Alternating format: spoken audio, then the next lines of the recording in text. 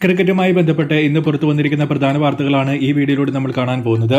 വീഡിയോയിലേക്ക് കടക്കുന്നതിന് മുൻപായി ഇതുപോലെ കൂടുതൽ ക്രിക്കറ്റ് വാർത്തകൾക്ക് വേണ്ടി ഈ ചാനൽ മറക്കാതെ സബ്സ്ക്രൈബ് ചെയ്യൂ. ആദ്യത്തെ അപ്ഡേറ്റ് ഇന്ത്യ ഇംഗ്ലണ്ട് ടെസ്റ്റ് സീരീസുമായി ബന്ധപ്പെട്ടതാണ്. പരമ്പരയിലെ ആദ്യ മത്സരത്തിന് വേണ്ടിയുള്ള പ്ലേയിങ് 11 ഇംഗ്ലണ്ട് ഇന്നലെ പ്രഖ്യാപിച്ചിരുന്നു. Crawley, Ben Duckett opening, Ollie Pope, Joe Root, Harry Brook, Stokes, Jamie Smith, Chris Woakes, Brydon Carse, Josh Tongue, Bashir തുടങ്ങിയവരാണ് ആദ്യ മത്സരത്തിൽ ഇറങ്ങുന്നത്. ഇന്ത്യയുടെ കാര്യത്തിലേക്ക് വന്നിട്ടുണ്ടെങ്കിൽ ചില ബാറ്റിംഗ് കോമ്പിനേഷൻ സൂചനകൾ ഋഷഭ് പന്ത് ഇന്നലെ പ്രസ് മീറ്റിൽ പുറത്തുവിട്ടിരുന്നു. Shubman Gill number 4-ലും Rishabh Pant number 5-ലുമായിരിക്കും bat ചെയ്യാൻ പോകുന്നത്. സോ നമ്പർ 3-ൽ മിക്കവാറും സായ് സുദർശൻ ഡെബ്യൂ ചെയ്യുന്നത് കണ്ടേക്കാൻ സാധിച്ചേക്കും. സ്പെഷ്യലിസ്റ്റ് സ്പിന്നറായ കുൽദീപ് കളിക്കുന്നില്ല എങ്കിൽ കരുൺ നായർ നമ്പർ 6-ലായിരിക്കും വരുന്നത്.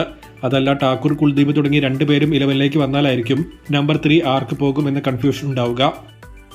അടുത്ത അപ്ഡേറ്റുകൾ IPL-മായി ബന്ധപ്പെട്ടതാണ്. സഞ്ജു രാജസ്ഥാൻ വിടുമെന്ന ന്യൂസ് ശക്തമായി സോഷ്യൽ മീഡിയയിൽ സർക്കുലേറ്റ് ചെയ്യുമ്പോൾ താരത്തെ ട്രേഡ് ചെയ്യാൻ രാജസ്ഥാന് താല്പര്യമില്ല, പകരം ലേലത്തിലേക്ക് മാത്രമേ സഞ്ജുവിനെ വിടൂ എന്നാണ് നിലവിലെ റിപ്പോർട്ടുകൾ സൂചിപ്പിക്കുന്നത്. CSKയ്ക്ക് സഞ്ജുവിനെ വേണമെങ്കിൽ ലേലത്തിൽ നിന്ന് എടുക്കേണ്ടി വരും. അത് വളരെ ട്രിക്കി ആയിരിക്കും. കാരണം സഞ്ജുവിനെ പോലെ ഒരു പ്ലെയറെ ടാർഗറ്റ് ചെയ്ത് വേറെ ടീമുകളും രംഗത്ത് വരും. സോ ഒരു 20-25 കോടി കയ്യിൽ കരുതിയാൽ മാത്രമേ ഇവിടെ കാര്യമുള്ളൂ. ഇങ്ങനെയാണെങ്കിൽ അടുത്ത മിനി ഓപ്ഷൻ വളരെ ഇൻട്രസ്റ്റിംഗ് ആയിരിക്കും. BCCIക്ക് ഒരു പണിയായി 2012-ൽ അവർ ടെർമിനേറ്റ് ചെയ്ത കൊച്ചി ടസ്കേഴ്സ് കേരളയ്ക്ക് 538 കോടി കോമ്പൻസേഷൻ കൊടുക്കണമെന്ന വിധി ബോംബെ ഹൈക്കോടതി ഇന്നലെ നടത്തിയിരുന്നു.